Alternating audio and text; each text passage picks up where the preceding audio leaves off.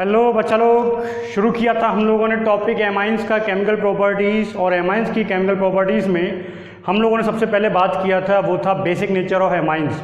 और इससे previous video जितने भी मैंने आप लोगों को पहुंचाए हैं वो सारे के सारे बेसिक नेचर्स ऑफ एमाइन को लेकर पहुंचाए हैं। आप लोगों ने उसको स्टडी किया होगा, नहीं किया है तो आपको करना चाहिए। ठीक है बात। अब मैं बात करता हूँ उससे आगे की जो प्रॉपर्टीज आप लोगों को पढ़ना है उसमें भी सबसे पहले जो मैं लेके आ रहा हूँ, ज़्यादा प्रॉपर्टीज नहीं है क्योंकि मेन था जो बेसिक नेचर, इसके बारे में मैंने आप लोगों से बात किया।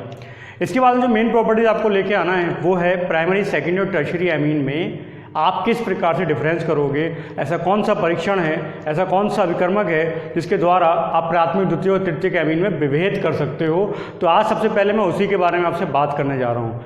एक अभिकर्मक है विशेष बनाया गया एक वैज्ञानिक के द्वारा, और वैज्ञानिक का नाम था हिंसबर्ग। ठीक है, यानी आज मैं आपसे बात करने जा रहा हूँ हिंसबर्ग रीजेंट, हिंसबर्ग अभिकर्मक। और हिंसबर्ग अभिकर्मक के द्वारा आप प्राथमिक, द्वितीय और तृतीयक एमीन में किस प्रकार से आप डिफरेंट करोगे, किस प्रकार से आप डिफरेंस करते हैं, आज हमने उसके बारे में बात करनी है कि प्राथमिक, द्वितीय और तृतीयक एमीन में आप कैसे विभेद कर सकते हो, उसको बताना है हम लोगों ने।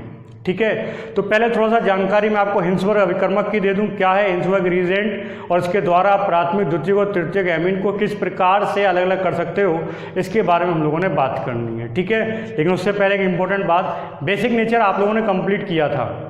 ठीक है, बेसिक नेचर आप लोगों ने कंप्लीट किया था, प्लीज़ उसे कंप्लीट करें और अच्छा कंप्लीट करें। कोई दिक्कत है आप मेरे को बताओ।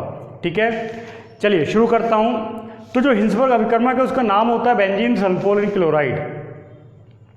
बेंजीन सल्फोनिल क्लोराइड उसको हम लोग कहते हैं। ठीक है, क्या फॉर्मूला होता है, फॉर्मूले को देखिए आप।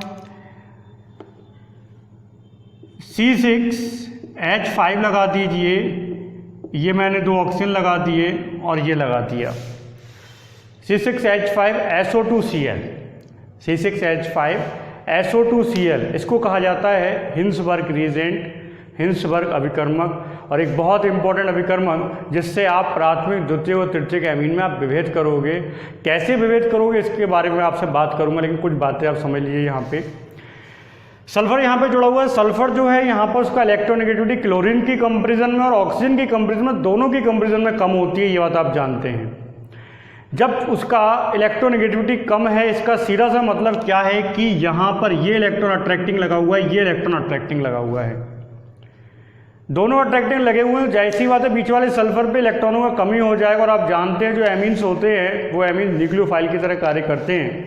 उन पर नाइट्रोजन होता है, नाइट्रोजन पे लोन पेयर होता है, लोन पेयर वो किसी को दे सकते हैं।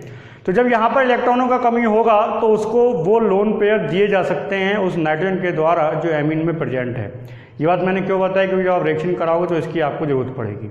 ठीक है, तो याद रखिए C6H5SO2Cl, इसे कहते हैं हम लोग बेंजीन सल्फोनिल क्लोराइड, और ये है आपका हिंसबर्ग अभिकर्मक। ठीक है, अब क्या करना है इसको आप समझने की कोशिश कीजिए। सबसे पहले मैं रिएक्शन कराऊंगा इसकी किसी प्राथमिक एमीन के साथ में। ठीक है, तो हम लोग प्राथमिक एमीन लेके आए, ये आ गया मेरा एक प्राथमिक एमीन। ठीक है, इसके पास में मैं लेके आया C6H5, ऐसे ही दिखाता हूँ आपको, थोड़ा सा आसान लगेगा। ये है C6H5SO2Cl। ठीक है, अब क्या होने वाला है, ये नाइट्रोजन जाके चिपकेगा कहाँ पे, यहाँ पर, क्योंकि आपको पता है कि नाइट्रोजन, क्लोरीन वहाँ से इलेक्ट्रॉन लेके निकल जाएगा, क्लोरीन वहाँ से इलेक्ट्रॉन लेके निकल जाएगा और क्या होगा, ये पूरे का पूरा तामझाम वहाँ पर जाकर चिपकेगा। तो कंडीशन क्या आने वाली है वो कंडीशन मैं आपको बता देता हूँ। जब ये चिपकेगा Cl निकलेगा, यहाँ से H रिलीज हो जाता है और फाइनली बनके क्या तैयार होता है, C6H5SO2NH और क्या हो गया, CH3।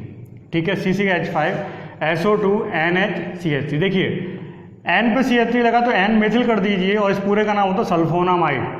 तो पूरे कंपाउंड का नाम हो जाएगा N मेथिल सल्फोनामाइड। क्या नाम हो जाएगा इसका, N मेथिल सल्फोनामाइड, इसको आप कह सकते हैं। ओके, अब क्या हुआ, जो N मेथिल सल्फोनामाइड बनके तैयार हुआ है, यदि मैं इसको किसी बेस से रिएक्ट करा दूं, एक कोई बेस ले आऊँ, तो आप जानते हैं ये वाला जो हाइड्रोजन है वो हाइड्रोजन एसिडिक हाइड्रोजन है।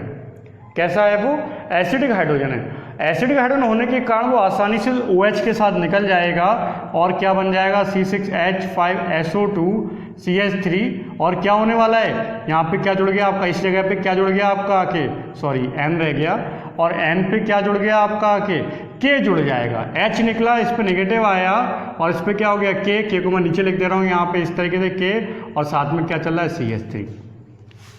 यानी इस तरीके का एक आयन बन के तैयार होगा। इस आयन का बनने का सीधा सा तात्पर्य है कि जो आपने n मेथिल सल्फोनामाइड बनाया था वो n मेथिल सल्फोनामाइड वाटर में बेस में डिजोल्व है। सिंपल सी बात क्या कि KOH जब आपने प्राइमरी एमीन का क्रिया हिंसबर्ग अभिकर्मक से कराया तो हिंसबर्ग अभिकर्मक से कराने के बाद जो कंपाउंड बनता है वो KOH में विलय हो गया। यदि ऐसा होता है तो लिया गया एमीन प्राथमिक एमीन होगा। यदि किसी एमीन का रिएक्शन हिंसबर्ग रीजेंट से कराने पर बनने वाला कंपाउंड यदि KOH में डिसॉल्व हो जाए इस मीन वो प्राइमरी एमीन है। ठीक है बात।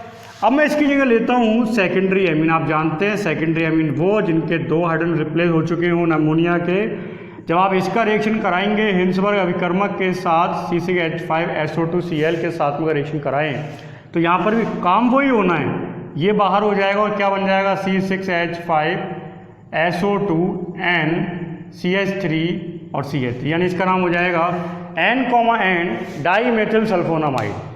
N डाईमेथिल सल्फोनामाइड इसका नाम हो जाएगा। परंतु ये KOH में डिसॉल्व नहीं होगा, ये KOH में डिसॉल्व नहीं हो सकता। क्यों नहीं हो सकता? क्योंकि KOH में डिसॉल्व करने के लिए नाइट्रोजन पर एसिडिक हाइड्रोजन होना चाहिए और नाइट्रोजन पर एसिडिक हाइड्रोजन नहीं है। इसका मतलब वो KOH में डिसॉल्व नहीं हो सकता। यानी कोई एमीन यदि हिंसबर्ग अभिकर्मक से क्रिया करके कंपाउंड तो बनाए लेकिन बनने वाला कंपाउंड KOH या किसी बेस में डिसॉल्व ना हो, इट्स मीन वो सेकेंडरी एमीन है। ऐसे एमीन क्वेश्चन आता भी है, ऐसे एमीन जो हिंसबर्ग रीजेंट से क्रिया तो कर रहे हैं लेकिन बनने वाला प्रोडक्ट KOH में डिसॉल्व नहीं होता, किसी बेस में डिसॉल्व नहीं होता, इट्स मीन वो क्या है, सेकेंडरी एमीन है। ठीक है। अब लेते हैं हम लोग टर्शियरी एमीन। टर्शियरी एमीन पर थोड़ा सा ध्यान दीजिए आप। मैंने ले लिया टर्शियरी एमीन क्या है, जब अमोनिया के सारे हाइड्रोजन रिप्लेस हो जाएं किसके द्वारा, एल्किल या एरिल के द्वारा। अब इसके पास में कौन आया, C6H5SO2Cl। ठीक है। तो अब दिक्कत क्या आएगी कि Cl अगर मान लो आप हटा भी रहे हो किसी तरीके से तो ये जुड़ेगा नहीं जाके। क्यों नहीं भाई, आप तो न्यूक्लियोफाइल तो है, मना नहीं कर रहा हूँ, वो जुड़ भी सकता है लेकिन जुड़ने के बाद में जो कंपाउंड बनेगा वो अनस्टेबल कंपाउंड बनेगा। यानी अब ये कह सकते हैं कि टर्शियरी एमीन जो होते हैं वो रिएक्ट नहीं होते किसके साथ, हिंसबर्ग रीजेंट के साथ। यानी टर्शियरी एमीन हिंसबर्ग रीजेंट से रिएक्शन करते ही नहीं है, KOH में डिसॉल्व की तो बात ही खत्म हो गई। यानी अगर मैं कहूँ कोई एमीन है A और वो एमीन HR यानी हिंसबर्ग रीजेंट से कोई क्रिया कर ही नहीं रहा, इट्स मीन वो प्राइमरी एमीन हो, टर्शियरी एमीन होगा। यदि कोई क्रिया करने के बाद में बनने वाला प्रोडक्ट बेस में डिसॉल्व हो जाए, समझ लेना वो प्राइमरी है। बनने वाला प्रोडक्ट क्या करे, बन तो जाए लेकिन KOH में डिसॉल्व ना हो, इट्स मीन वो कैसा होगा, सेकेंडरी होगा। तो ये है हिंसबर्ग अभिकर्मक, बहुत इंपॉर्टेंट है हिंसबर्ग अभिकर्मक, जिससे आप लोग क्या करने जा रहे हो, आप लोग प्राइमरी सेकेंडरी और टर्शियरी एमीन में डिफरेंस करने जा रहे हो कि प्राइमरी सेकेंडरी और टर्शियरी एमीन में किस प्रकार से डिफरेंस किया जाए।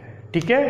बेंजीन सल्फोनिल क्लोराइड ये है, इसी को हम लोग कहते हैं हिंसबर्ग अभिकर्मक, इसी से सारा खेल चलता है। ठीक है। तो ये हो गया आपका प्राइमरी सेकेंडरी और टर्शियरी एमीन में डिफरेंस किसके द्वारा, HR के द्वारा। HR क्या है, हिंसबर्ग रीजेंट, जिसके द्वारा आपने तीनों में डिफरेंस करना है। ओके, इसको आप नोट कर लीजिए, हम लोग फिर मिलेंगे। धन्यवाद।